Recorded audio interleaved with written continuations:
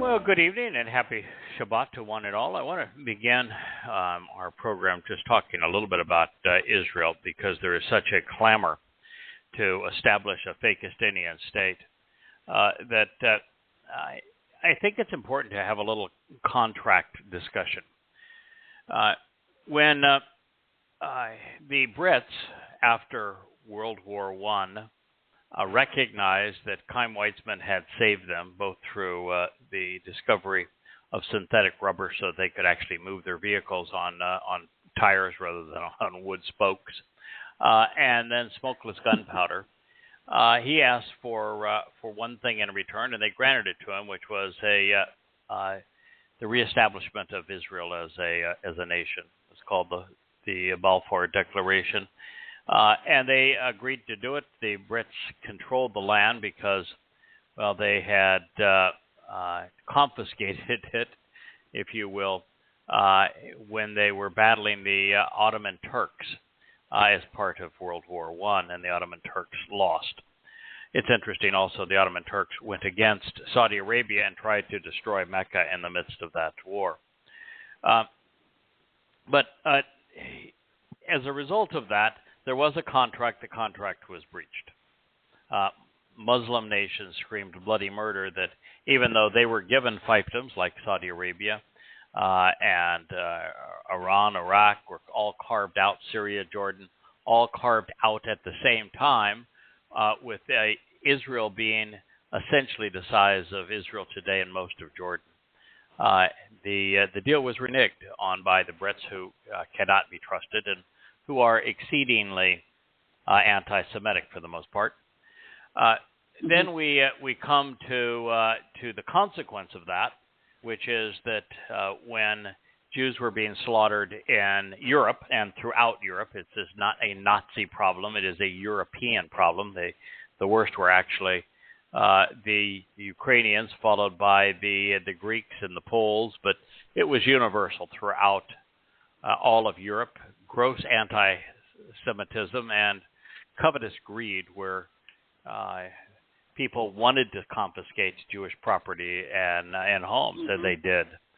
And as a result of that, and having the Brits having reneged on the Balfour Declaration, so there was no Jewish state, no place for Jews to go, as they boarded planes and boats, America shooed them away, as did most countries in the world. There was no place for them to go, and therefore they were locked into Europe, where they were hunted down and killed to the tune of 6 million of them in concentration camps.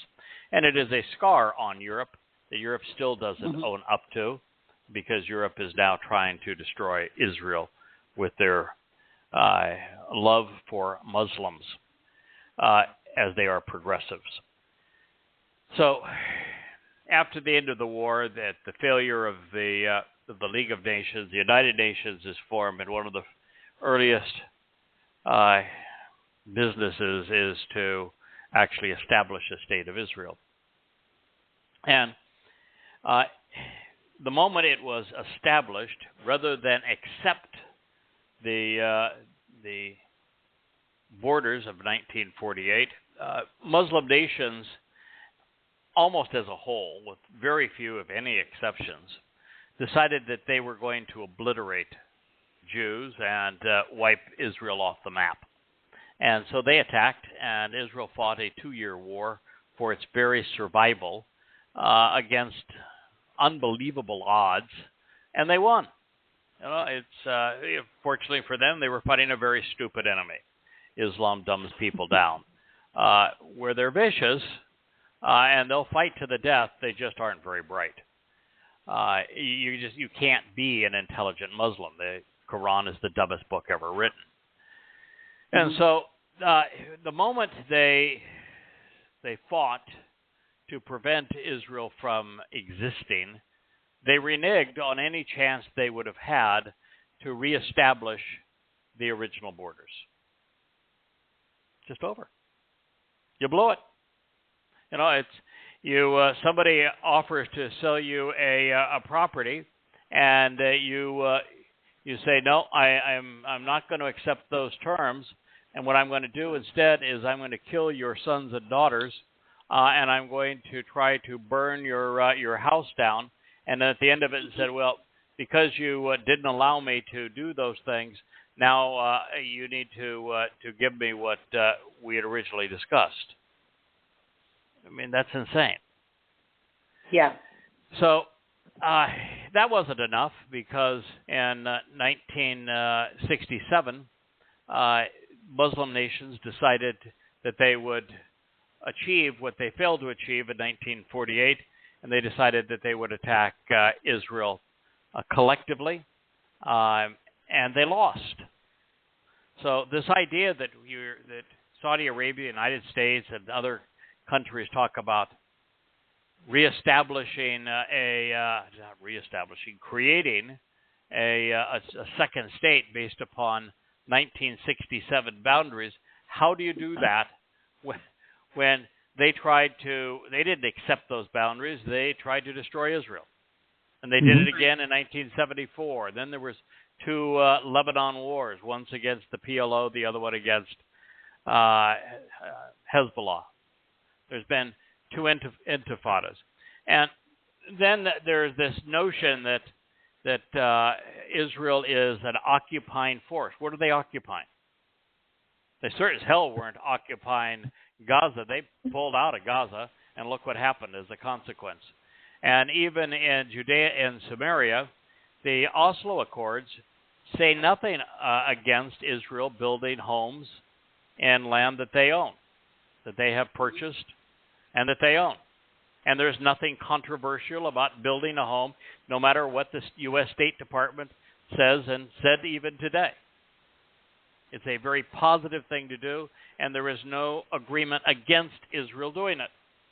And Israel is not occupying any of the areas that are supposedly controlled by the Palestinian Authority, which is nothing but the PLO, which is a terrorist organization.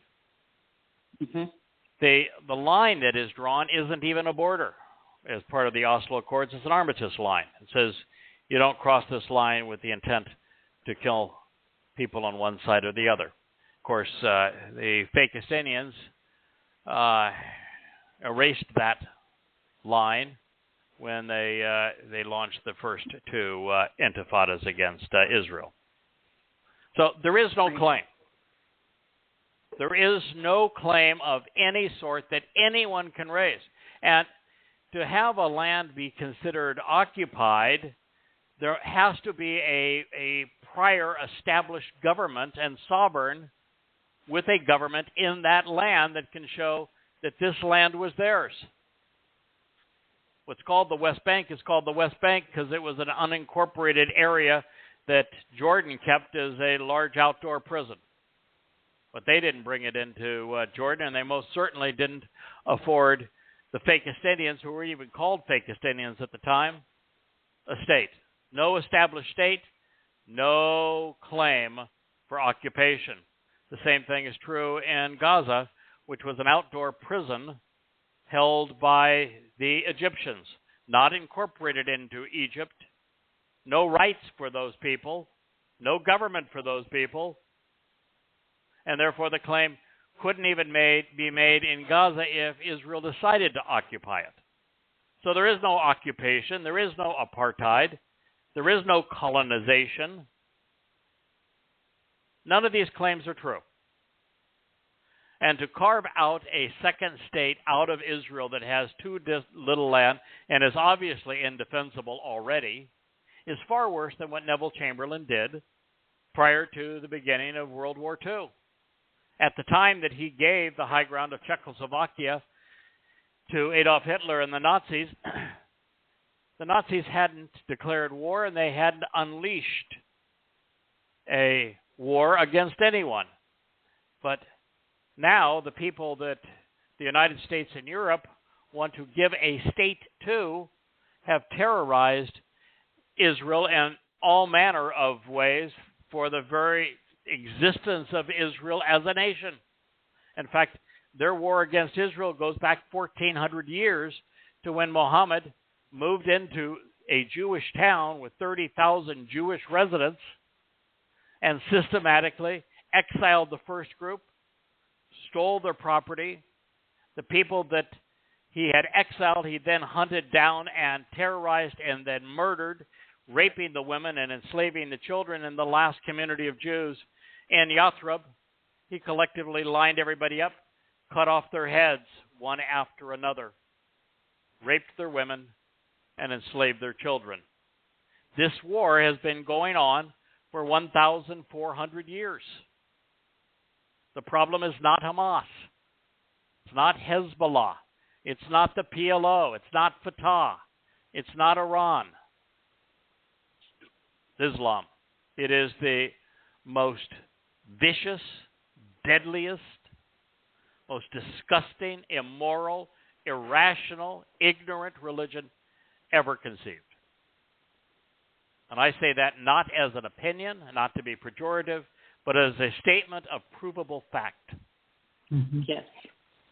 Now, as it relates to proving that fact, as I announced, I think a few weeks ago, Volume 1 of Goddamn Religion, Snake, was written and then rewritten, became 150 pages longer because I took all the softness out of it.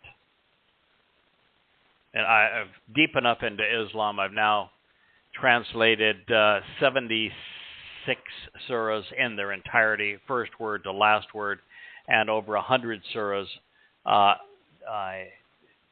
to a majority. Only 114 of the Quran. And as a result, I know every word of that damn religion. And every word of the God-forsaken Quran, which is the biggest piece of shit ever perpetrated on humanity. It is absolutely disgusting. It's demonic, it's demeaning, it's enslaving, it's ruthless. It supports everything from pedophilia to incest to rape to mass murder. Allah demands that Muslims fight and kill for him. And that war is open-ended to the end of time. Yes. This is not a doctrine that can live in harmony with the world under any circumstances, and for the stupid progressives that are fanning the flames of Islam because they hate Jews and want to destroy Israel, wake up. You're on the wrong side of this one. But it's ubiquitous. They can't help themselves. And it's almost a religious zeal that inspires them to lie, to promote an agenda that is so destructive and completely and totally untrue. Exceedingly sad what we're watching around the world, but it is exactly what Yahowah told us was going to happen. And so we're witnessing the last 10 years of the world as I can't even say as we've known it, because it has changed so rapidly in the last 5 years that the world is not the world that we knew 5 years ago. COVID changed everything, and then 10/7 doubled down and changed it all again, particularly for Israel and Jews, and put us in a position where we're headed to war. And so did the United States. Belligerence against Russia and Ukraine. Everything has changed, and it's going to be a very rapid demise. Now, I was told by Dee, based upon a young Jewish man that you've gotten to know and respect really tremendously, that he was part of or chatting with fellow Jews, and a group of Jews made contact with him out of Israel, and they were telling him, because among young Jews now, outside of the Haredim, which are brainwashed and lost, there is a very pervasive bias against the rabbis. They know that the rabbis have no interest in the people, only their pocketbooks. For example, rabbis have a new scheme, which is if you want to attend a synagogue, you are not free to do so you have to purchase a membership. Yes. And so the young people in Israel are now open to someone telling them how the rabbis have deceived them. And they are hungry to know what it is about Christianity that caused Christians to perpetrate the Holocaust. And they're hungry to know what is it that drives Muslims to the point of insanity where they become murderous monsters. Yeah. Mm-hmm. And so this community reported that there have been places where they've seen people gathered around this book, where this guy had the audacity to hold the rabbis accountable and to explain how they had misled Israelites, and at the same time had openly exposed and condemned Christianity and Islam, and was calling God's people back home. Yep. Now, there is only one such book. It's actually a series of books. One such person in the world. And this is the hope. This is why we write. This is, again, now it's Yahweh's responsibility. But as I've said, Goddamn Religion 1 has been written and rewritten. It's now 800 pages, and I would strongly encourage every covenant member to read it and be prepared to defend Jews against Islam and progressives.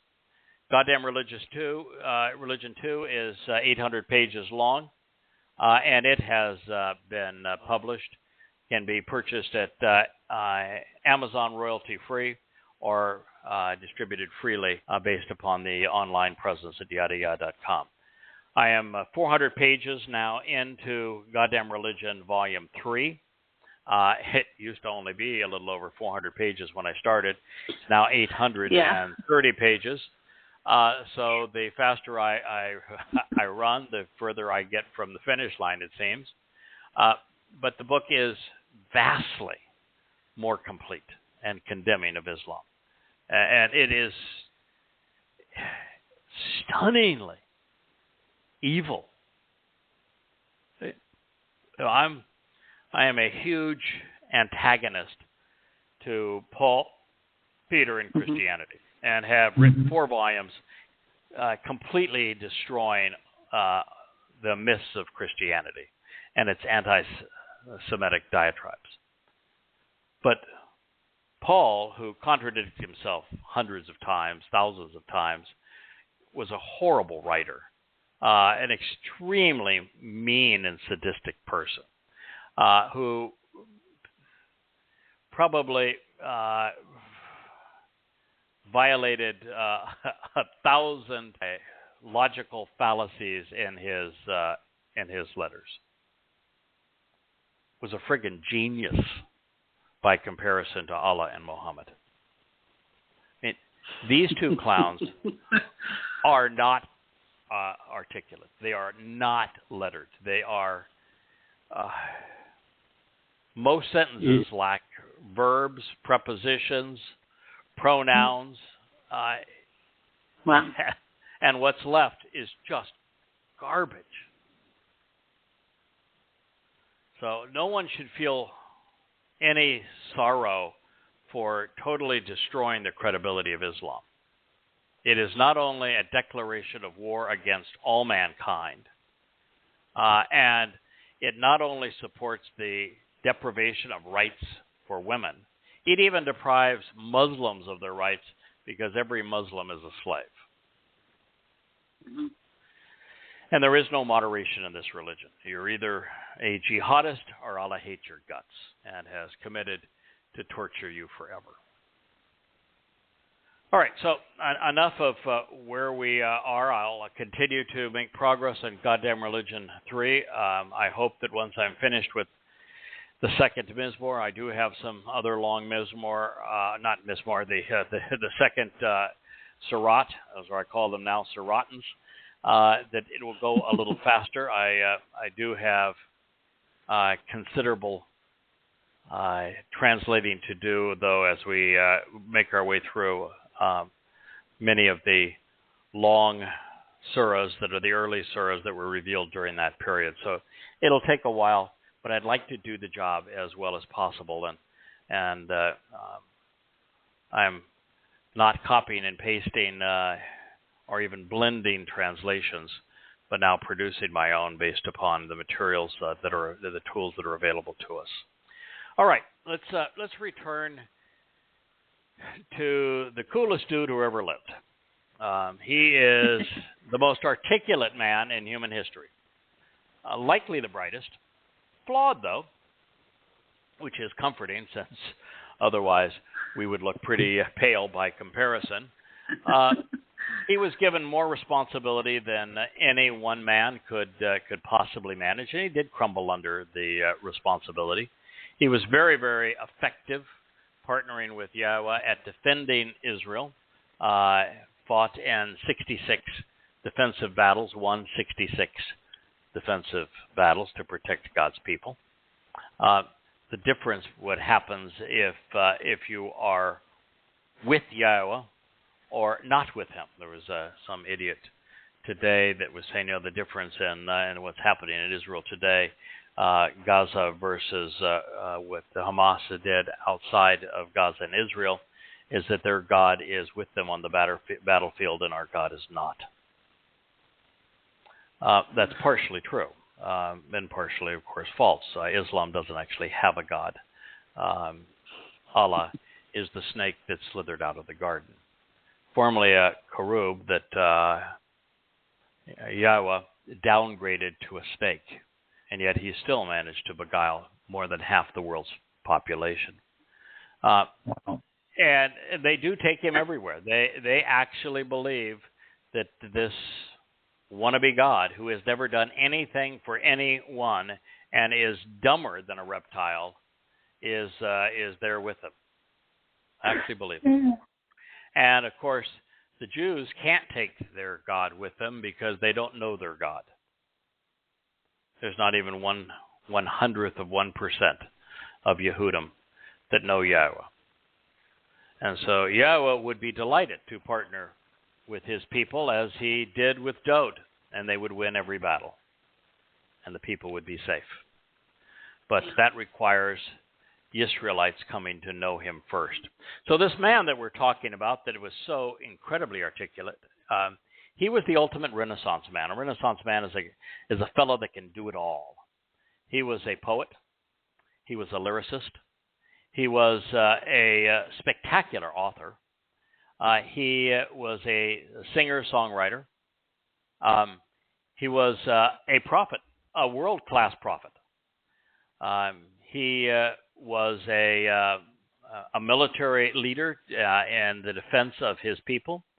He was a king. He was anointed as the Messiah by Yahowah. He was the one person that God said, he is my son, I am his father. That's a pretty full resume. I guess. And it is a delight to be able to read what he wrote, considering that I spend 12 to 14 hours a day poking holes in what Allahu, Allahi, Allah, Rahman, Rahim, and Rabbi of Islam and Muhammad had to say. So turning back to where we were a couple of weeks ago, we'll reprise the first three statements before we move forward. Mizmowr 2:1 reads, well, it's a question. For what reason, Lama, and this is from Ragash Goyim, do noisy, confused throngs of scheming and rebellious Gentiles gather together to conspire in open defiance? The people who are transformed while massing under an antiquated and unifying religious, political, and conspiratorial leader choose to plot and to speak in vain, deluded in their fantasies. appears to me that Dowd was brought forward in time and has witnessed what happened on 10/7 and how the world responded to it. Yes. Yeah. And he has written this indictment of Muslims and progressives, Americans, Europeans, Middle Easterns. And he's asking a question. What is it with these confused and noisy, scheming, and rebellious Gentiles who are conspiring and openly defiant? What is it with them? Part of that answer to that question is why good leaders delegate. When Dowd returns, the condemnation and judgment of Muslims and Islam is something he's going to delegate. There is no reason whatsoever for him to waste the time that I have now. It's going on 6 years of my life learning Islam so I can expose it and condemn it on behalf of God's people. But fortunately, Dowd seems to have my number, and I am a compliant one when it comes to serving a man who I hold in such high esteem, and I've already done this work, so I expect to be answering that question. Then the rest goes on. The people who are transformed while massing under this antiquated and unifying religious, political, and conspiratorial leader choose to plot and scream in vain, deluded in their fantasies. It didn't take much for anyone who knows the Torah to know that Muslims are wrong. And largely because rabbis, trying to make a buck, sold Talmud recitals of their repositioning of the Torah's characters to Muhammad. It's mentioned in probably 30, 40, 50 different surahs and verses where Muhammad and Allah are all bent out of shape because they actually charged for these recitals, and then when Muhammad and Allah goofed them all up, they mocked them. And they created the animosity that exists between Muslims and Jews, rabbis, to make a buck. I'm sure you've heard that before. Rulers of the earth, solely on their own initiative, continually set themselves up. Those who govern lay a foundation to conspire and rebel, all together against Yahweh and against his anointed Mashiach. Islam is war with Yahweh, war against Yahweh. And there's places in the Quran that it actually says the name Yahud. And really, while declaring the name Yahud, Allahi, Allah, at the same time as saying, yeah, I was the one that handed down the Torah. I was their God. I favored them, and then I didn't like them anymore, so I want to kill them. Well, the moment you say the name Yahud, you've acknowledged that Yahweh is their God. Allahi. How could you be so stupid? Nonetheless, they are. But Islam is war against Yahweh and his people. But it's also against his Messiah. Because everything that exists in Islam is to prevent the return of Yahweh and Dowd. The only point that Allahi, Allahu brings up with tremendous regularity, probably 400 or 500 times, maybe more, and which is a lot since there's only 114 surahs, is his day of doom, resurrection day, judgment day, where he claims that he's going to dispatch virtually everybody to the fires of hell. And this is his way of precluding Yom Kippurim. He wants to kill every Jew and enslave and deceive every other person so that there's nothing for Yahweh to come back to. If there aren't Jews in Israel expecting Yahweh's return on Yom Kippurim, there's no reason to come back. It would mean that the prophecies of this celebration where Yahweh returns with the one that they pierced and that they finally recognize him and weep for him as you would weep for an only child. It's Dowd. He was the Passover lamb. And if there aren't a goodly number of wonderful Yehudim and Israelites there to greet Yahweh and Dowd by name on Yom Kippurim in year 6000 Yah, 6:22 p.m., October 2nd, in Jerusalem, in year 2033, just 10 years from now, then there is no return, and Yahweh will have failed for the first time on a prophecy. Now, he isn't going to fail. He's seen the future. We do prevail. But at this point, it's mono all against Satan now. I mean, that's what it is. We are vying for the lives of God's people. And you got an old guy on one side and a really old snake on the other. And we win. And it's not a fair fight.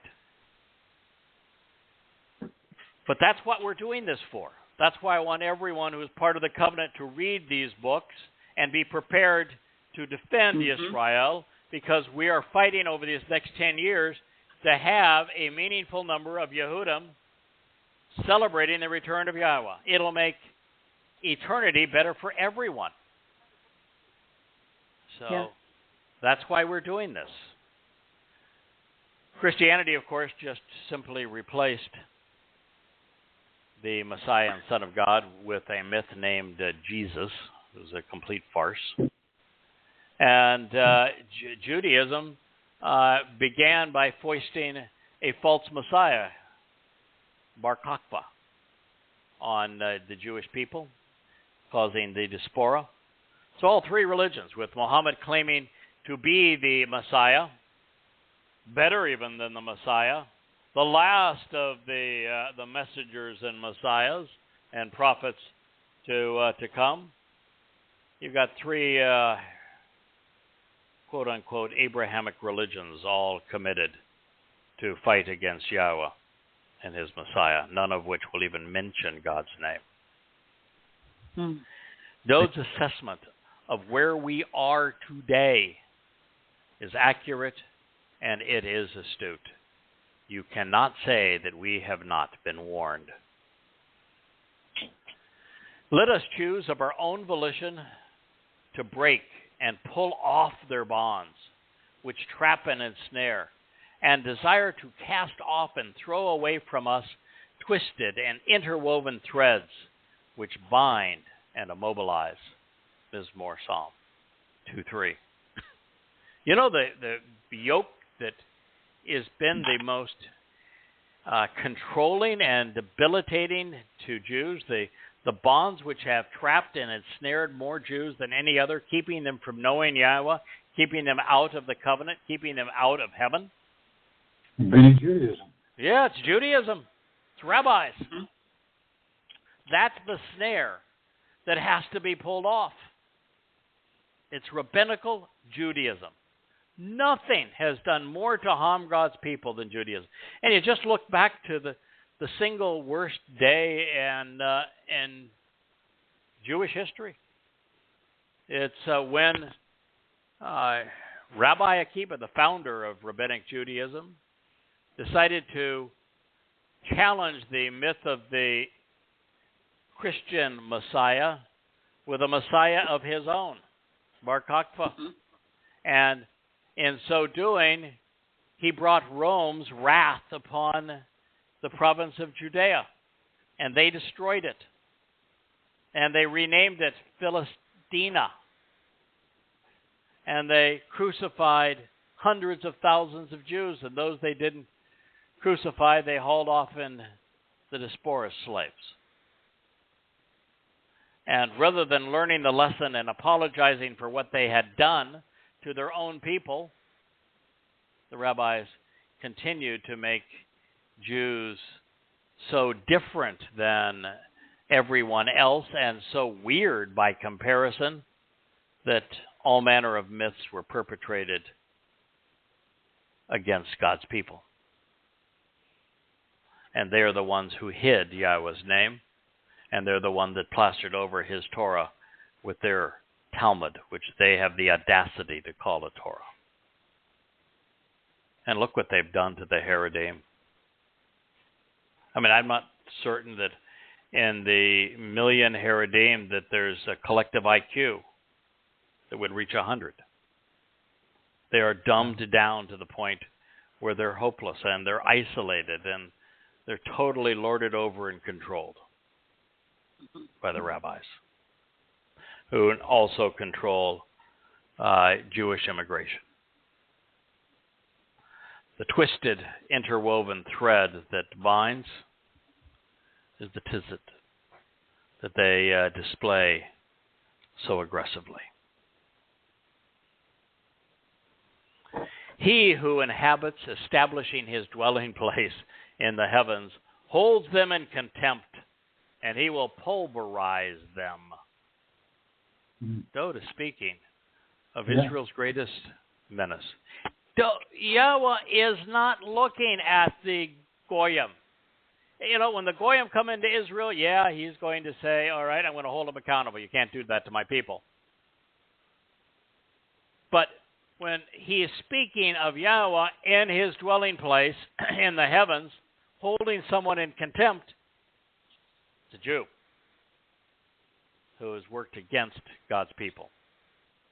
Yahweh ridicules their behavior and mocks their unfamiliar language. What do they speak?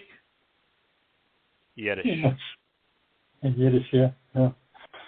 That's true.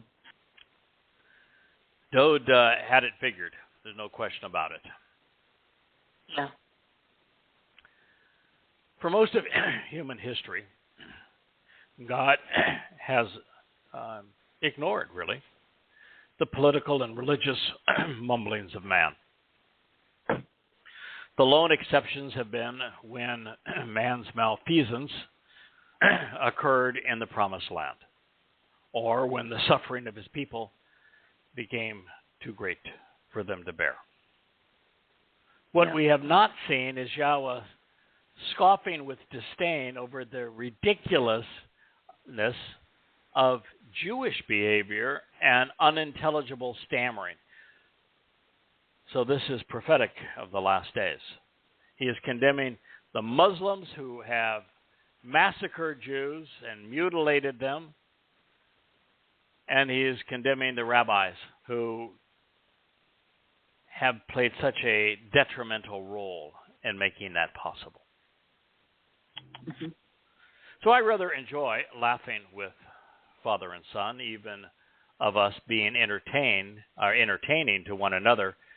But none of us should ever want Yahweh or his Messiah to laugh at us, to disrespect, mock, or ridicule us, as the rabbis have done and progressives have done with their ridiculous portrayals. Do you know one of the things that is because there's more Jews against God's people than rabbis? I read one night this week. I didn't sleep for hours. It's one of the most disgusting reports I've ever read.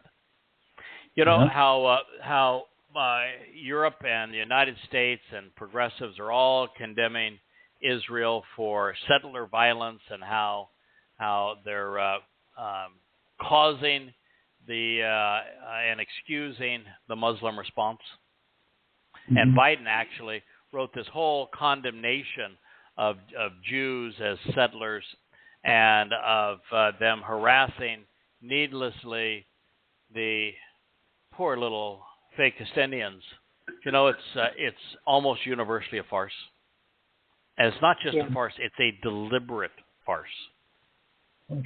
What's happening is progressive Jews are getting funding from the U.S. State Department from the European Union and from Islamic organizations. And they are deliberately harassing settlers who are there tending sheep or orchards.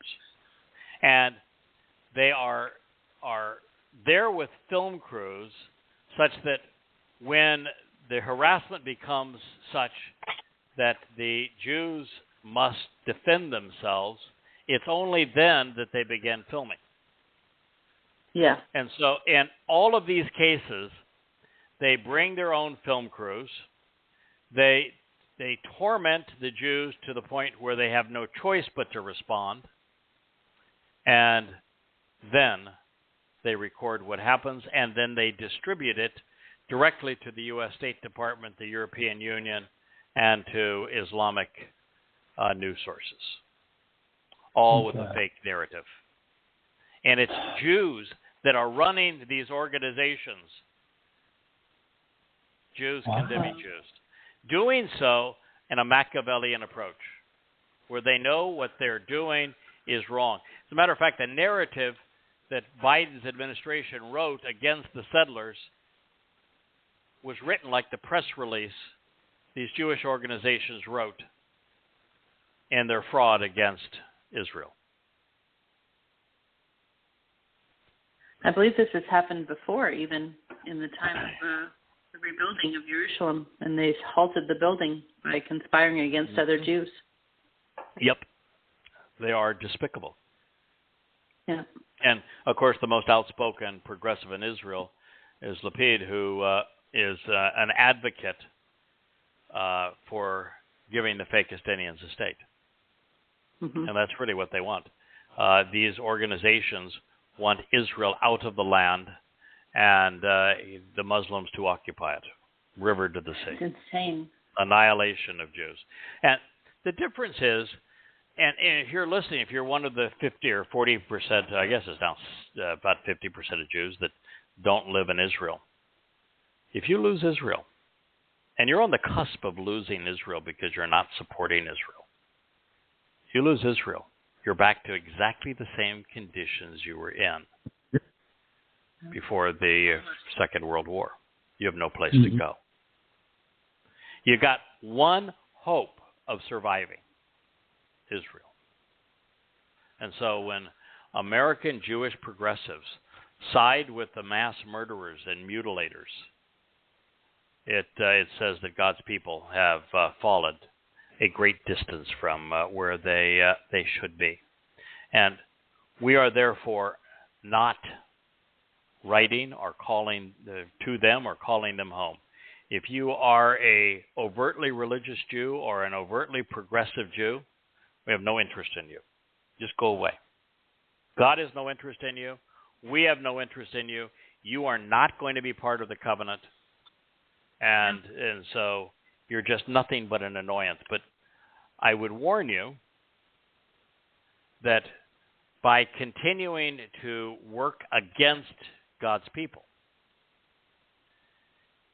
you're in a position where rather than your soul simply dissipating to nothingness upon Dowd's and Yahowah's return, you're earning a eternal stay in Sheol. Yeah. So if you're not going to bother to work on behalf of God's people, to work on behalf of Yahowah and Dowd and Yisrael and Yehudim and the covenant family, then stand down and shut up. You got 10 more years to live, and then it's over, but that's a hell of a lot better than enduring forever in the place of separation.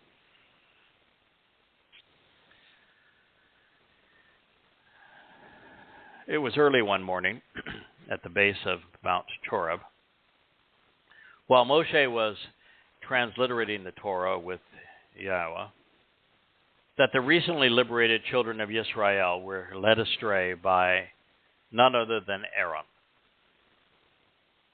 At his direction, they fashioned the molten metal bowl out of the jewelry received from the Egyptians and started laughing and playing before it. In essence, mocking Yahowah, disrespecting him. You can read this in Shemot, Exodus 32:6. What they did and what political and religious leaders are saying and doing today is contemptible, but it's also laughable. Nonetheless, the idea of God being amused that our leaders are actually believe that they have the authority or the ability to speak for him and of him, toying with them, even laughing at them, is frankly uncomfortable. But if we were to put ourselves in their shoes, it is how we would react if we watched an imbecilic imam blow himself up and before his class of would-be terrorists. Mm-hmm. It is how I respond every time I see a Haredim walking around in their ridiculous black morning suits and wearing their ass hats. I mean, when I see a Muslim woman in a tent and then she's pleading for mercy for, I'm starving, where's the murdering us? It's genocide. I laugh. Yeah. Her life You have isn't to. worth living. All she is a terrorist manufacturing facility. You're stupid enough to wear a tent for a man that was a rapist and pedophile. You don't have 3 neurons that are functioning properly. I'm sorry, it's just the truth. It is. It is. And it's pathetic. The reason I wrote the Siratan and shared it with you is that it's so disgusting. Sometimes you just got to laugh at it and mock it. In fact, everyone that knew Muhammad personally mocked him, laughed at him. When Paul, after he'd written all of his letters and he went off to Rome, he didn't have a single person that believed him. Everyone that heard what he had to say from his own lips rejected him and mocked him. What is it that the contemporaries of these people saw, of course, that no one sees today? When Akiba came up with his false Messiah, he even claims that he lost about 2/3 of his followers. And the only way that he could respond at that point was to saying, well, God plagued them. And then he had the audacity to say, if you don't agree with my false Messiah, I kill you. Heck with the Romans killing you, I'll kill you.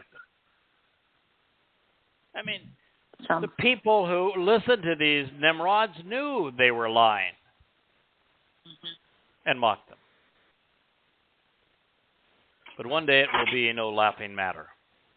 Then he will communicate, expressing himself towards them, showing his frustration and resentment. And in his burning indignation, he will overthrow and bewilder them. The earth cannot be saved. Humankind cannot be saved. The covenant family cannot be saved unless Yahowah cleans house. Unless he eliminates the religious and overtly political, there is no hope for this planet. We are on the cusp of self-annihilation. And God's disgusted by it. He's disgusted at his people, Judaism, Islam, Christianity, and progressives, conspiratorialists, disgusted by all of them. Mm-hmm. And so he himself is going to convey that. And you might say, well, Muslims threaten to kill you, and yep, threaten to do these people in. What's the difference? Well, the difference is he's actually God and is going to do what he said. And the snake is nothing but a snake, and it has to motivate others to kill for him. If he's actually God and he's going to act as God, maybe you want to listen to him rather than say, oh, that's the same. I'll guarantee you, he won't be mutilating, he won't be raping. He won't be screaming Allahu Akbar. although he may say from the river to the sea, my people will be free. Yeah. This is prophetic of what we should expect in year 6000 Yah, in the fall of 2033 on our Roman pagan calendars. Here we find God holding those in leadership positions within society accountable. Before sending the religious and political authorities who misled his creation, while claiming to represent him off to eternal incarceration, he's going to excoriate them. So much for the judge list. Judge not, lest you be judged. We are reminded that those who extol the fear of God will come to tremble in fear before him. Those who commend love without hate will come to experience the nature of righteous indignation. And for those who have worshipped a religious God, they will find the real one bewildering. Mm-hmm. The first sentence of this first chapter of the first volume of observations read long ago. I wrote this. Hate is a virtue. Yes. Yep. This idea is in such discord with modern mentality that it is likely shocking for listeners, even though the argument on its behalf was rational and moral. Hate is a virtue. Yahweh just said he hates, and I can tell you he is exceedingly just, compassionate, and virtuous. As a matter of fact, if you don't hate the things that he hates, then you're incapable of being compassionate and merciful. Mm-hmm. That's so true. So God not only hates, he is continually teaching us to express our righteous indignation towards those who harm his children and mislead his people. This is that one more example of this, and like father, like son. If you don't hate what Muslims did on 10/7, and the fact that after doing it and being celebrated for mutilating and raping old women and young children and gang raping little girls, mutilating them, torturing them, kidnapping them. If you don't hate Islam for doing this, then you're incapable of being moral. You're incapable of being rational, of being just, of being compassionate. And if you don't condemn these Muslims for going back to parades and then telling the women and children that will be terrorists and that gave birth to terrorists and raised terrorists to stay put so that you get killed while we hide under your skirts, because the world will condemn Israel, not us, for what we have done. You know, if a person doesn't want to move out of the way and wants to keep women and children as cover for terrorist tunnels and terrorist headquarters and terrorist rocket launchers and terrorist armories, then they're not an innocent civilian. They're someone who should pay the price for what happened on 10/7. Absolutely. No disagreement. We have to learn what to hate. Islam is deserving of our hate. Yes.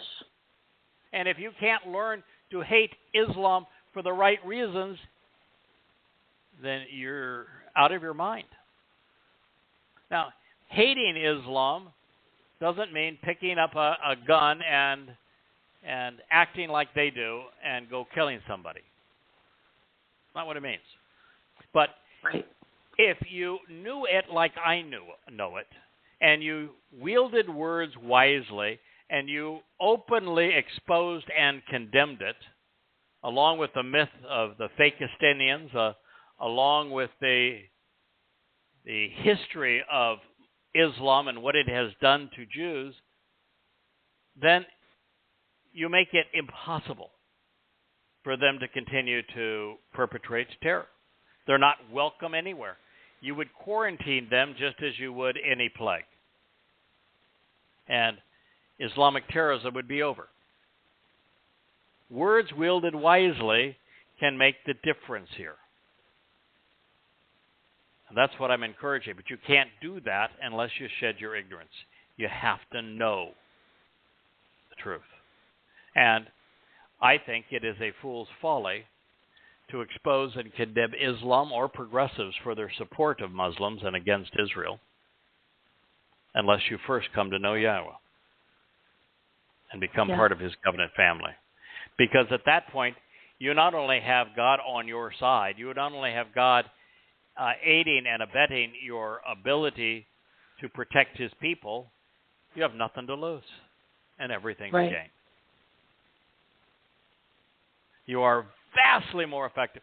The reason why when rewriting Prophet of Doom as goddamn religion, it's going to be 3 or 4 times longer. Because I know Yahweh now. I know the Torah now. I know when Muslims are lying, when Allah and Muhammad are lying. And I'm able to hold them accountable to a degree that wasn't possible before. And, this is what I would like to encourage every covenant family member to be able to do.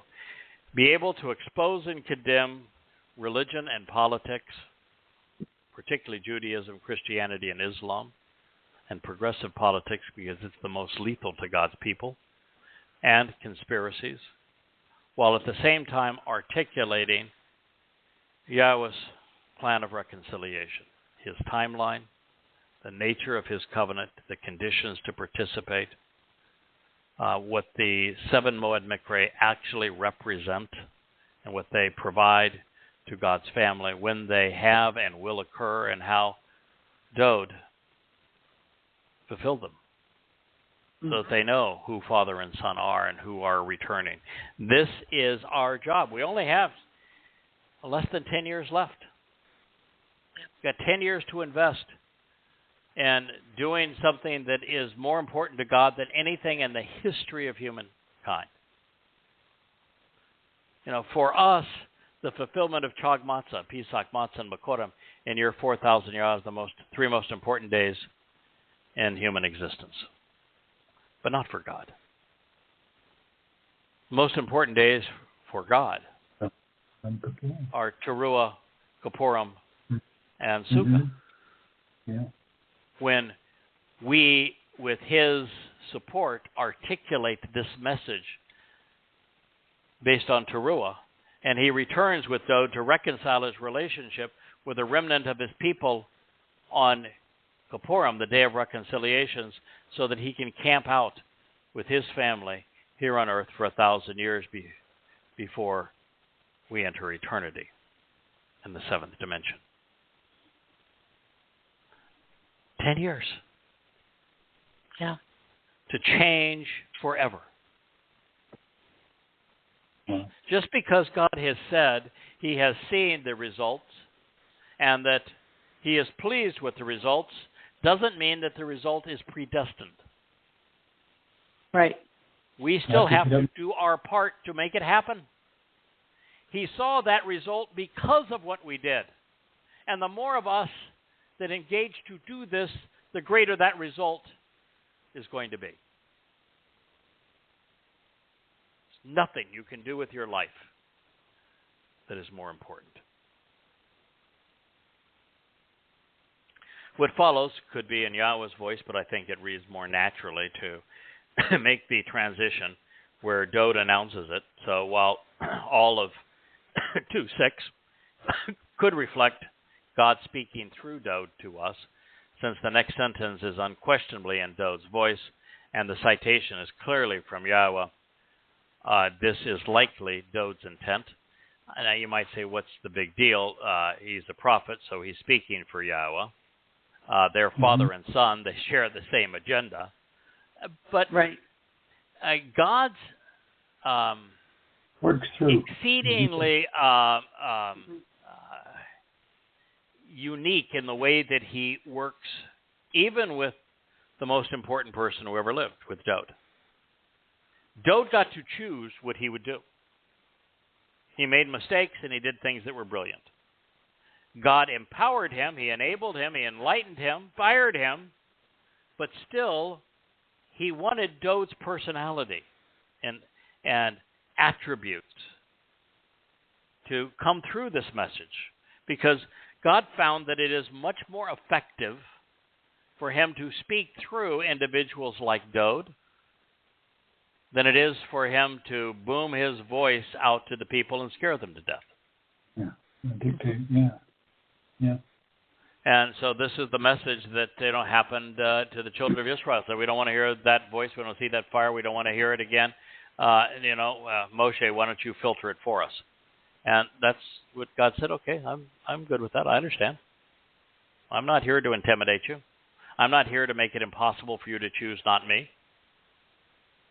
Right. And quite frankly, I like working with people. So if I have a chance to communicate with somebody I love working with, like Moshe or Yahowah or Dowd, so much the better. I, myself, have offered leadership, providing counsel through governance. Upon Zion, the signs posted along the way, my set-apart mountain. Yahowah has offered leadership. He has engaged. He liberated the children of Israel from Egypt. Mm-hmm. He made it possible for Dowd to fulfill Chag Matzah. He met with Abraham to enable the conditions and the benefits of the covenant. So God has offered his leadership, but he prefers to have those he loves and has empowered serve as leaders. And so I think this is Dowd. As I myself have offered leadership. It's the next word is Melech, serving as king, but Melech also means I provided counsel through my governance. And you might say, well, is Zion Dowd's or Yahowah's? And I'd say yes. Both. Yeah. Yes. Yeah, the signs posted along the way read, Dowd was here. Yeah. This is what he did. Yeah. And I'm coming back here. Please join me here. We're going to live side by side. Yes. And Har Kodesh Ani, sure, it's Dowd's set-apart mountain. Yes, it's Yahowah's set-apart mountain. But it's our set-apart mountain, too. This is our home. Our home will be on Moriah. That scar, the two scars that are on it now, will be obliterated. Yeah. I'm sure there's a lot of people standing in line to obliterate them, and I have many times encouraged Israel to use the obliteration of the Dome of the Rock and Osca Mosque to free their captives. I would even now, but on October 7th, I would have said our captives are returned to the person, unharmed, and we get the heads of Hamas delivered to us within 24 hours, or we will raise the Alaska Mosque. And if you think we're kidding, then the following day I will raise the Dome of the Rock. I will obliterate them. They're an embarrassment to you, to us, and to everyone else anyway. Yeah. Very strategic. The integration of Dowd into the lyrics of his own psalm at this point is important, because he's telling those living today that he is providing guidance in this regard, and that we'd be wise to consider what he has to say, and that he's also providing leadership. He's returning as Mashiach and King. And he is going to have God's designated authority to provide counsel for humankind to ponder. He's going to be our shepherd. And there is no question that Dowd took this role seriously. pouring out God's guidance through every word he wrote, both in the Mizmowr and also in the Mashal. To a great extent, it is Dowd's lyrics which were written on those signs that are posted on Mount Tsyown.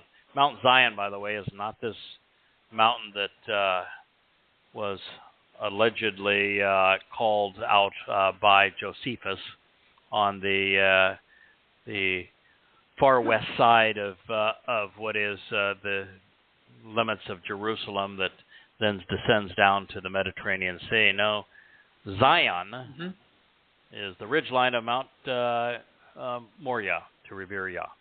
That is where it is. Yep. Zion runs between where Dowd's home was and where Yahweh's covenant home was and will be. And it means signs posted along the way. For those who are anti-Zionist, you are anti-Yahowah. You're anti-Messiah, you're anti-Dowd. They are his signs. Two of the most interesting signs, of course, that are posted are the 22nd and 88th Mizmowr, which described Dowd's fulfillment of Pesach Matzah B'Kurim in first person. And then there's also the 19th and 119th Mizmors. The 19th and 119th are both odes to the Torah and speak of the importance of the Torah. And of course, one of my favorites, the 91st, which is the reason I would encourage anyone who is going to speak on behalf of Israel and against Islam and progressives and conspiratorialists to become a member of the covenant first, because, quite frankly, once you're part of the covenant, you have Yahweh's protection, and that's what the 91st promises. So there may be some who think that it is unseemly for Dowd to express himself in this way, but as there is no hint of humility in these words, he's saying it's my mountain and I'm providing the leadership. But it's exactly as it ought to be. Pridefully and accurately taking credit for his role in bringing man into the covenant through the Torah for the... he has earned this very unique place with God. He, to have fulfilled Pesach Matzah and B'Kurim, to have served as the Messiah, to have served as the ultimate prophet, to return as the King of Israel, to be the one who is going to anoint the mercy seat of the Ark of the Covenant, to reconcile the relationship on Kippurim. Those are really extraordinary things. And it's if Dowd didn't speak of them, he would be doing a disservice to both his father and to his people. In a minuscule comparison, there are many hundreds of references to the work that we are doing today, where we are called out by name, and that Yahweh explains what specifically he is doing on behalf of his people through us. And if I were to choose to say, it is uncomfortable for me to acknowledge these things because anonymity is so much easier, so much less responsibility. I wouldn't be sitting in this chair 14 hours a day, 7 days a week, doing this if I was anonymous. I'd play golf occasionally, go to the beach, walk my dog, have a lovely chat with my wife. But as it is, 3 meals a day, she sits on my desk, so I don't even have to leave it. Right. I wouldn't be that devoted if Yahweh hadn't made a big deal of saying, I need you to do this for me. I want you to do this for me. And so Dowd volunteered to do the things that he did, and it would have been a disgrace. It would have been such a diminishment of what he had achieved if he didn't talk about it.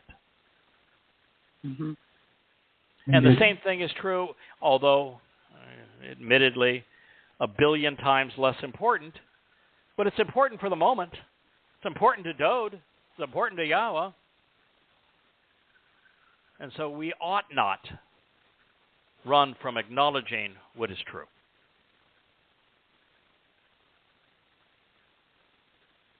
You know, I have come to love Yahowah's Son and appreciate Yahowah's love for his Son, recognizing that Dowd not only wrote the lyrics to observe and celebrate the Torah, but that his life exemplifies the Torah's purpose. Dee and Kirk, can I give this mic to you for about 3 minutes, and I will be back? Sure. Thank you. No worries. I really love this section of the Mizmowr. Yeah, I do too.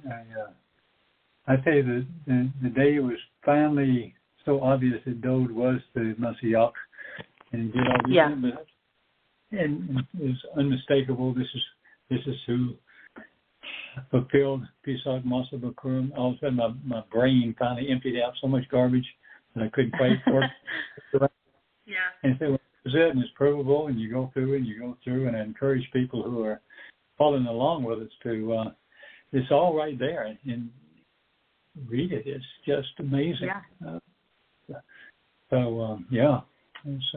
Dowd teaches us how to love the Torah and walk it in a very real way that is understandable. I like what Dowd talks about, the riddles to be solved and seeking hidden treasures in the Torah. I mean, that's what Craig does. Oh, yeah. He's like the lead archaeologist plowing through. A gem a week, if not 3 or 4 or 5. Yeah. So, and we get to glean little things we all pick up and contribute. Oh, yeah. It's truly a family endeavor, and Dowd at the helm. It's quite an amazing group he's put together. I'm in awe of all y'all. Yeah. Wow. Yeah, there's a lot of great people in the family. Yeah. So, well, I really, you back? Yeah, but you finish. I was just going to talk about what you were saying about the ridgeline of Tsyown. I actually shared a link about that today in Observation. If anybody wants to read about that, it's on my page, Shamar Towrah, and you can check it out. It's Observations Volume 2, Chapter 2, and it's called Signs Along the Way, if you guys want to read about the location. Yeah, that's in fact, I'm delighted that you've picked Shamar Towrah back up. You had dropped it for a while to promote the Yada Yahowah sites, but Shamar Towrah gives you another platform that you can share God's message, and I appreciate you doing that, and really understanding the nature of Tsyown is important. I mean, there's really very few things as important to God's people than knowing that Dowd David is the Messiah, he is the Son of God, that he is the returning king, that he fulfilled Pesach and Matzah leading to Bakurim. That means that the Romans crucified him on Passover, on Dowd. Yeah. Right. Taking the life of his Bashar, physical body. And then Yahowah took his soul, allowed his soul to carry the guilt of every covenant member of God's people into Sheol and deposit all of our guilt there so that we look perfect in God's eyes. We have no evidence against us. He did that on Matzah. Awesome. And as a result, he was the firstborn of firstborn children, which is what Bakurim means. And then 7 sevens, the promise of 7 Shabuah, which is also the day the Torah was revealed. He was the first of many to be empowered and enriched, emancipated, and enlightened by God, which is the promise of Shabuah. Dowd did these things for us, and it is Dowd who is the subject of Teruah. There is no Rosh Hashanah. It's Towrah. And it means to herald not only a warning that religion and politics lead to death, but also to share this very message of what Dowd has done and is doing for God's people, because when you understand how he fulfilled each of the 7 Moed Mikra and that he is returning on Pesach in year 7,000 Yah, which is October 2nd that year. Maimonides' dating system was asinine, so Jews have been misled. If you want to see an accurate timeline, go to yadayah.com. Dee was instrumental in putting it together, and you will see under resources, the first item there is the timeline. Yep. And it'll tell you exactly where we are on it and when everything of importance happened. It's a perfect timeline in the sense of every major event happened exactly as God said it would. Yes. Yahweh's timeline is perfect. It is. So the signs along the way all proclaim that Dowd has done and will continue to do these things for us, and that he then will be our leader, our shepherd, our king going forward in Sukkah. And again, this is because, well, God's God. He didn't do all of this to be king himself. He did all of this to elevate those who chose to love him and become part of his family. And so his favorite son is Dowd, and so Dowd is king. And that is just the way that God works. Mm-hmm. If you don't like Dowd, you aren't going to like heaven. And I think it's Mizmowr 18 that tells us why it's Dowd, that he knows Yahweh best. Yes, it's true. It's kind of simple. Plain and simple. He does know Yahweh best. But he has, there's other reasons too. Yahweh chose Dowd for reasons that he says, my reasons are different than man's reasons. And the more that you study, you realize that the reasons that Yah chose to do all these things through Dowd is that he was fabulously brilliant. We think our way to God. He was exceedingly articulate because the written word conveying in writing what God intends is essential. He was courageous. God's not looking for mushmallows. He likes bold and courageous people. He was passionate and he was dedicated. He was fully cerebral and also emotional, passionate. Yeah. Dowd was devoted to the defense of God's people.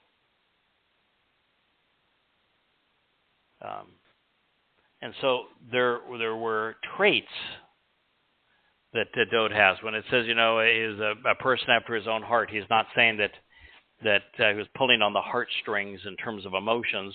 The heart was the seat of judgment. That means that Dowd's thinking was very much like God's thinking. If you read Dowd's lyrics, he was exceedingly judgmental. Yep. Which is something that God appreciates. He knew what to hate and how to hate. He knew who to love and how to love.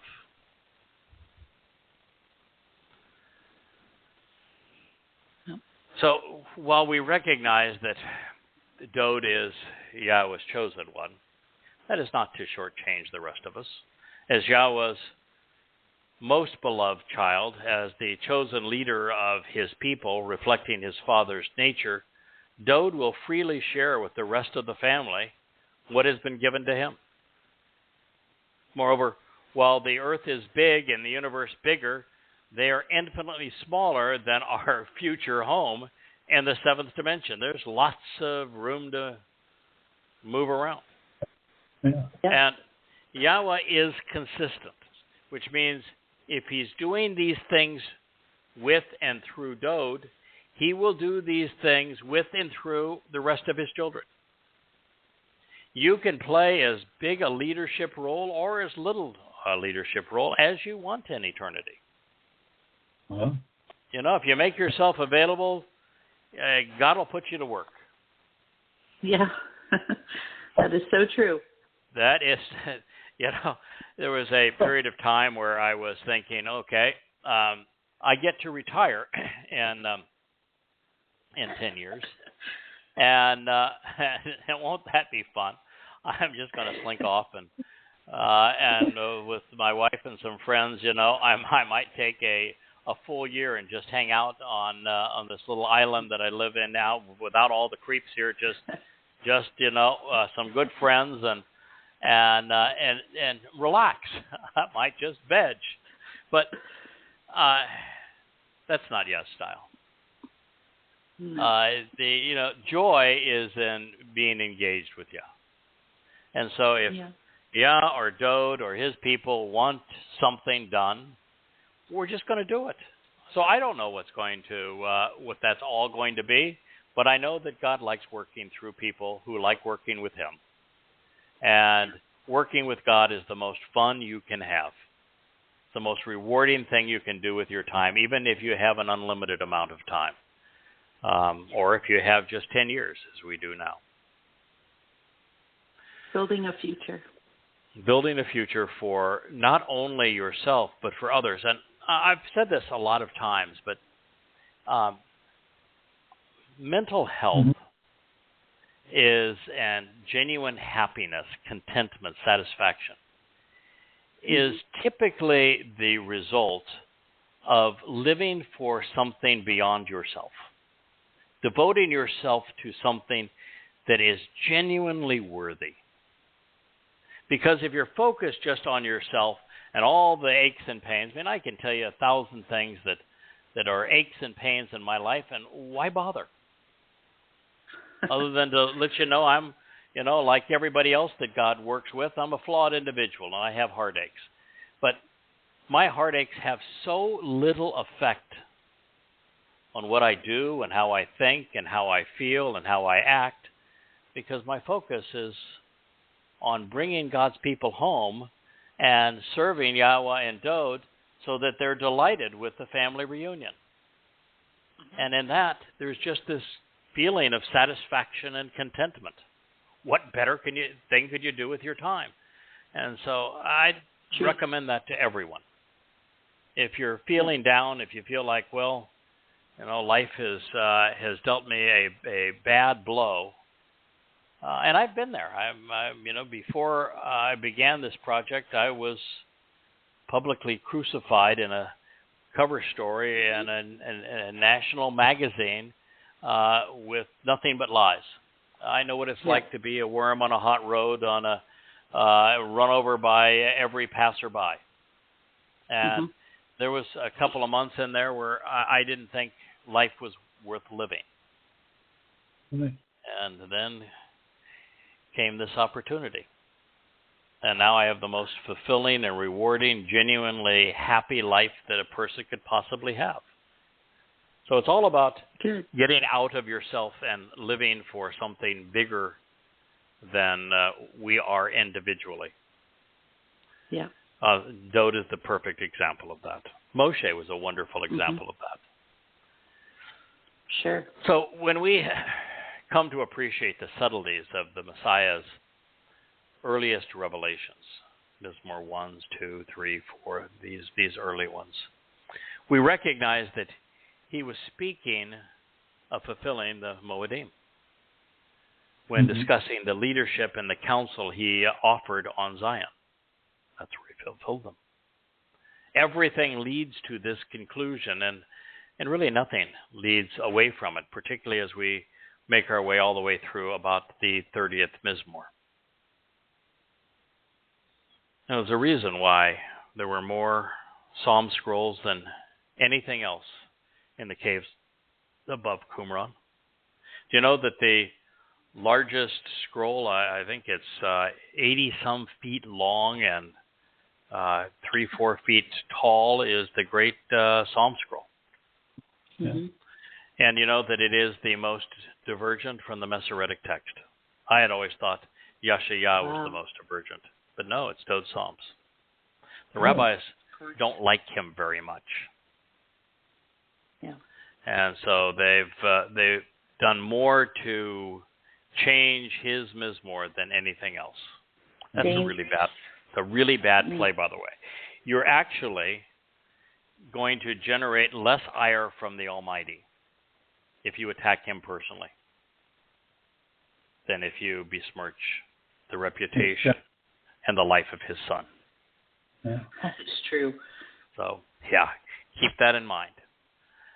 So I appreciate the way Dowd wrote this introduction. He realizes that in spite of his flaws, the characteristics which endeared him to his father, to Yahowah, were his intellect, his passion, his courage, his confidence. Oh, Yahowah loves confidence, and his character. This capacity to reason, to be judgmental, for him to understand and then brilliantly write the insights he derived from the Torah is what distinguished him. God's not looking for faith. He's not looking for belief. He's certainly not looking to be worshipped. He's hoping that we come to know, and by making the right connections and being judgmental, we come to understand. And for those who understand, his goal is for us to teach others. Mm-hmm. That is our life. These attributes earned Dowd a really special place, one which is so spectacular. Dowd wants us to know that it was by father and son working together that so much was accomplished. The seventh refrain in the second Mizmowr, which means a song or lyrics to a song, reads, I will choose to account for, proclaiming in writing, the decree and prescription for living of the Almighty, which Yahowah said to me, you are my son. This day I bring you forth as your father. Mm-hmm. Mm. I get irritated when rabbis say, there is no Son of God, there's no term Son of God anywhere. That would be interspecies anyway, so prohibited by God. Ridiculous. And you've got no clue who Yahweh is. You got no clue what the covenant's about. You got no clue what the relationship that Yahowah formed with this man.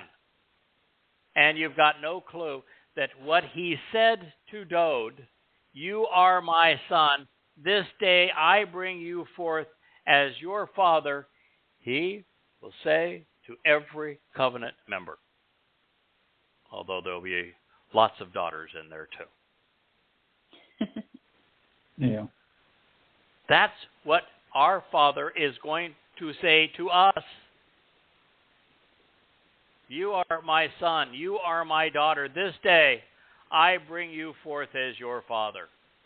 Dowd was just the first. Dowd was just the best. He was the exemplar. He's the one who made it possible for God to say it to the rest of us, because he volunteered to fulfill Pesach, Matzah, and Bakorim, opening the doorway to eternal life, perfecting us so that we could be adopted into God's family. That's the message. There is a Son of God. God is the Father of Dowd. And Dowd is not bashful in saying so. I will choose to account for, proclaiming in writing, which he did here in Mizmowr 2:7, the decree and prescription for living, because he made it possible by fulfilling with Yahowah Pesach, Matzah, and Bakorim of the Almighty. Yahowah said to me, you are my son. This day I bring you forth as your father. You know what that day was? Dowd was a prophet. Bakorim. Yeah. Your 4,000 Yah. I bring you forth as your father. Dowd was called the Bakor, the firstborn of Yahowah, because he fulfilled Bakorim. Mm-hmm. And this works the same for us. We don't have to endure what he endured to fulfill Pesach and Matzah. He volunteered to have the two most hellacious 24-hour periods in human history. Mm-hmm. Because there's an eternity to celebrate what he has done for us. Okay. Well, I can't imagine what he suffered for those, to fulfill those 2 days. I can see the pride in both Father and Son's eyes to have this said. He earned it.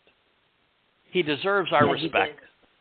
Mm-hmm. And we can capitalize on it. The worst thing we could possibly do is to disrespect this gift. For him to have done this, for Yahweh to have said it, and for people to say, "Nah, I'm not buying that Passover is anything more than what was celebrated in Egypt, and we're going to turn Passover into a 7-day holiday because we really don't like the intent of matzah anyway. It sounds like, God is anti-religious. He's trying to scrub the religion out of people." Well, it's true. He is. A powerful line. It defines who Dowd is in Yahweh's overall plans, what he can do for us, what our God will do for us. Feel free to ask questions about this. Seeking to learn the answers, because literally out of me and from me there will be an inherited share of the land of nations that will be given to you and to successive generations, even unto the distant reaches of the earth, perhaps even the entire material realm becoming your property. Well, this happens when he returns, and the only ones left are Yahweh's covenant family. And at that point, we inherit the earth. And we inherit it because of what Father and Son did to us, for us. Mm-hmm. Even the distant reaches of the earth, and perhaps even the entire material realm, which would be the universe, becoming your property. Now, God's in a position to give it to us. It's all his. He created the universe. Mm-hmm. It's registered under his name. And what he is saying is, because of what Dowd and he accomplished together by fulfilling Pesach, Matzah, and Bikurim, and will accomplish through Kippurim, that he is in a position to give his children this magnificent inheritance.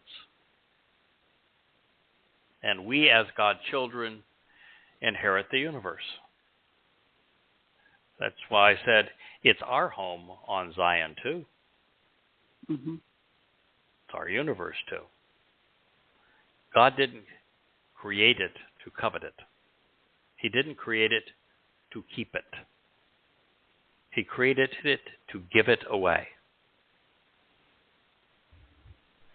I just love this. Feel free to ask questions. Seek to learn the answers. Literally, out of me and from me, there will be this inherited share to be given to you and to successive generations, even into the distant reaches of the earth. And this occurs beginning on Yom Kippurim in year 6000 Yah, October 2nd, 6:22 p.m. as the sun sets in Jerusalem in year 2033, which is the 120th celebration of the Yobel, from the time that Adam and Chawah were exiled from Eden, and the entire earth will be returned to those conditions. So this is a return to Eden, so that 5 days later we can camp out together on this garden of an earth. Can't wait. I'm hoping that there will be some 70,000 Yehudim and Goyim who will be awaiting Yahweh's return, looking up and watching God return with the one whom was pierced for our benefit. watching him anoint the mercy seat of the covenant, watching Yahweh's eyes as he sees such pride in his son, as he is so thrilled to have all the annoyance gone and this wonderful family gathered to receive him. No more waters of Meribah, no more golden calves, no more religions, no more conspiracies, no more politics. We all settle down and live together as God originally intended. But this time, we don't have the limits of physical bodies. This time, we are light energy and can explore every nuance of this universe, all of which is off limits to us as physical beings, all of which is immediately accessible as energy-based beings.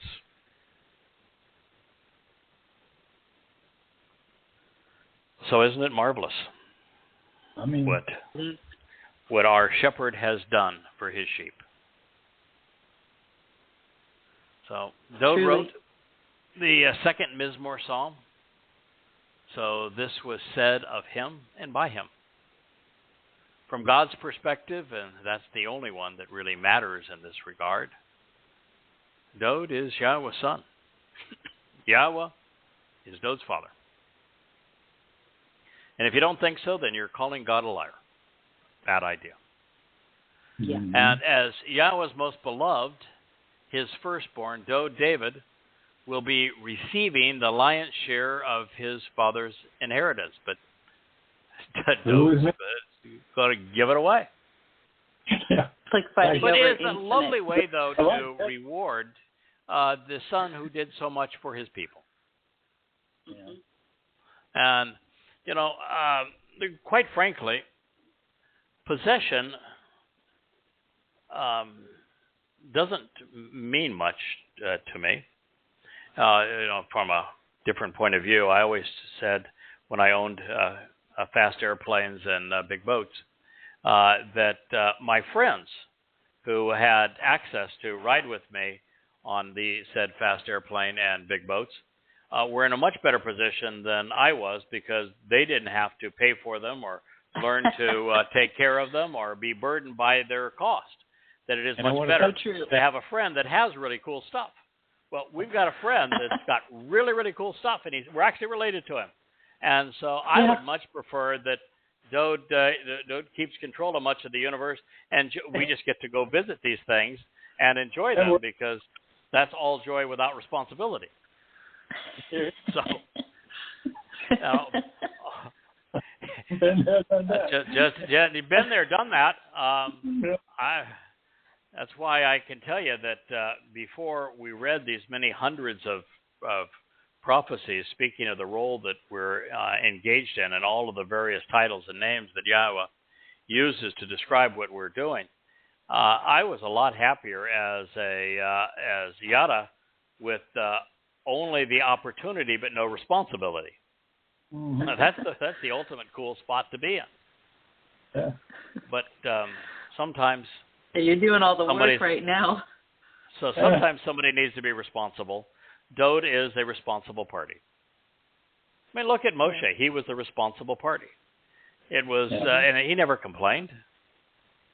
It was a wonderful job, but he was responsible, and that's what we're looking forward to with Dowd as we move forward. But it goes deeper. It's not just that Yahweh is returning, but he's returning to establish the kingdom of Dowd. That's not a democracy. Democracy is a concept that's misunderstood and really not in anyone's interest. We will have free will. The best thing of all is to have free will and to have a benevolent leader.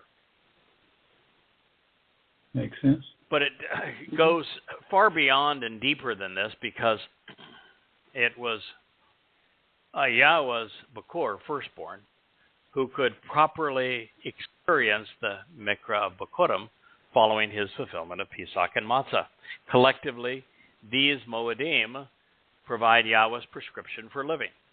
And in this case, by serving as the sacrificial soul during Chag Matzah, Dowd was in a position to offer his people their inheritance. And this is why I think while it could be Yahweh speaking, I think it's much more likely that the me is Dowd. And I think that's why Yahweh wanted him to convey it that way. And I want you to be aware that Yahweh is recognizing his son. And you can tell by the tone of Yahweh's voice, this is my son, and I'm bringing him forth this day as his father. Yahweh's proud of what Dowd volunteered to do. He's proud of his son, and he should be. More of us should be.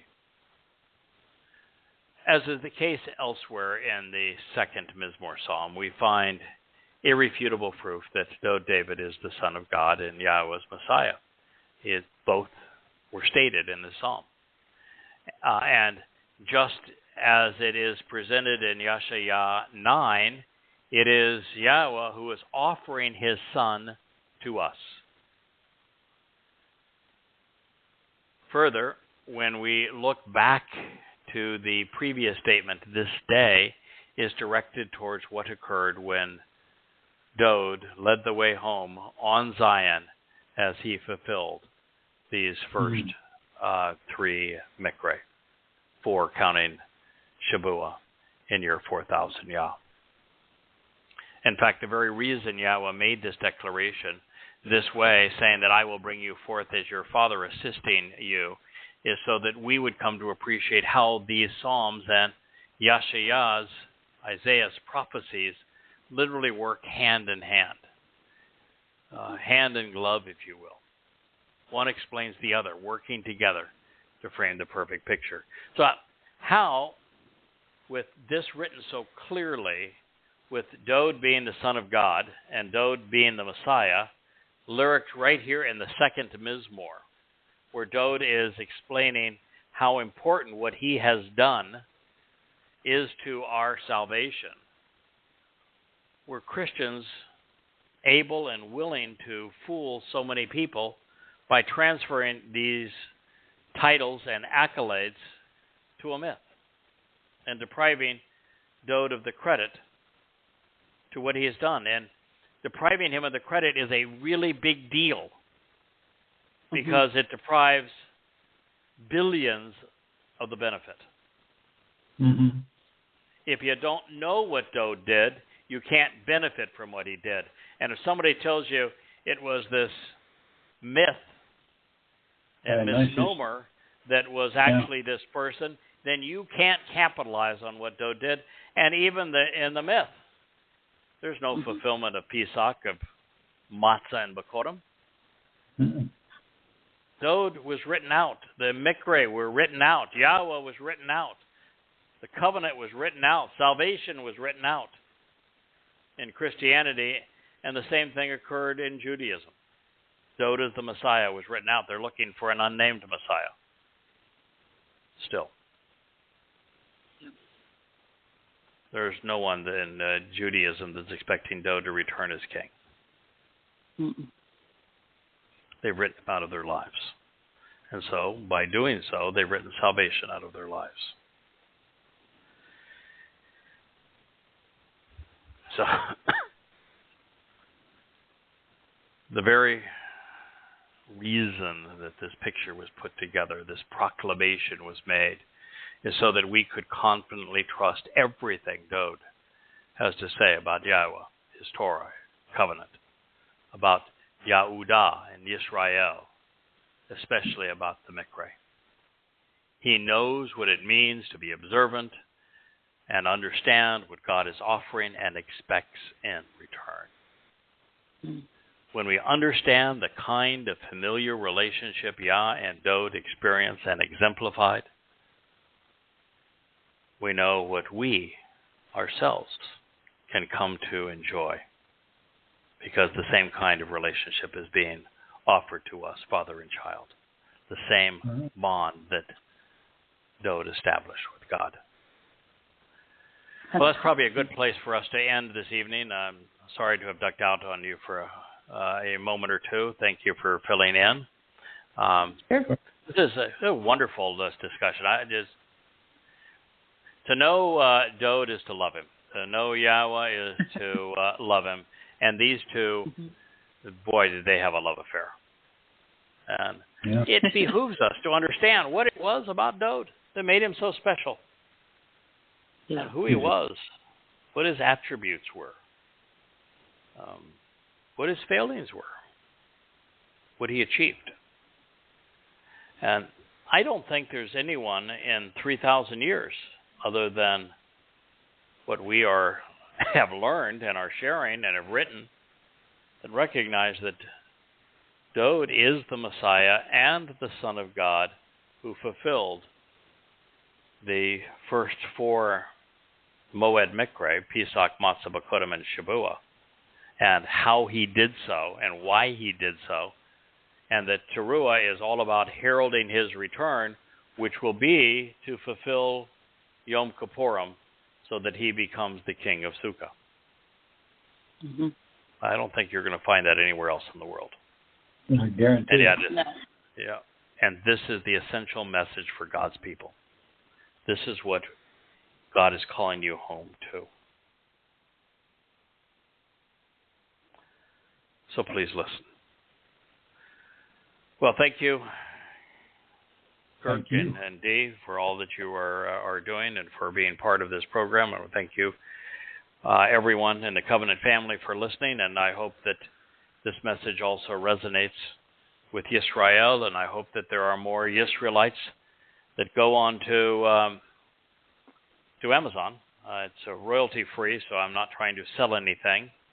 But if there are hundreds and then thousands of Yisraelites sitting with this, it's a beautiful white book, both paperbacks. I prefer the paperbacks to the hardback, but they're both they're big books. They're 800 pages long, but they're beautiful books. They've got a green, Islamic green snake on the cover. The GDR, Goddamn Religion 1, is called Snake. And the GDR2, Goddamn Religion 2, is called Satanic. And they are powerful. But they're not the only ones. Yes. Read An Introduction to God, particularly Volume 1. Read the first 5 volumes of Yada Yahowah, so you know exactly what God is offering and expecting in return.